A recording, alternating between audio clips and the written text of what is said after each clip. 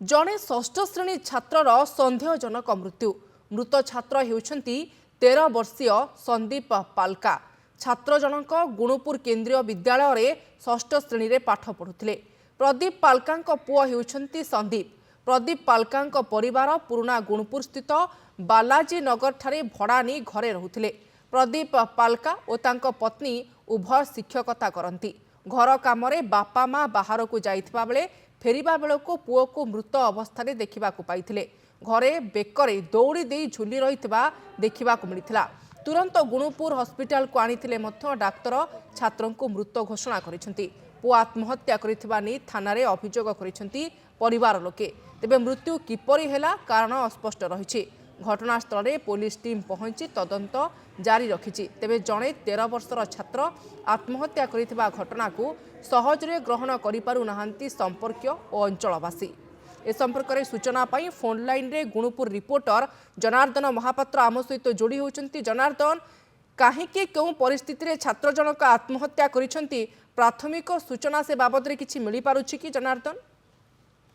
देखो शुभश्री, गतकाली संध्या समय जड़े पुराना गुणपुर स्थित बालाजी नगर जड़े छात्र घर कौन परिवार कर्तृपक्ष किए नथिबा समय से आत्महत्या कर अभियोग होती गुणपुर थाना बेकरे दौड़ी दे से आत्महत्या कर जना पड़ी। तो ना रही प्रदीप पालका से गुणपुर विद्यालय शिक्षा अर्जन करती। तो जेहेतु परिवार विभिन्न कम बाहर को जाते गोटे घर कम तैयारी चली निर्माण चलती।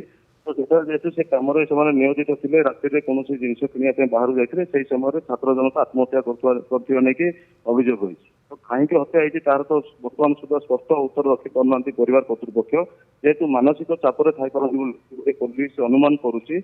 अन्यपटे देखिए पारिवारिक अशांति की अनुमान करुच्ची किसी पारिवारिक अशांति थी पारे बोलिकी।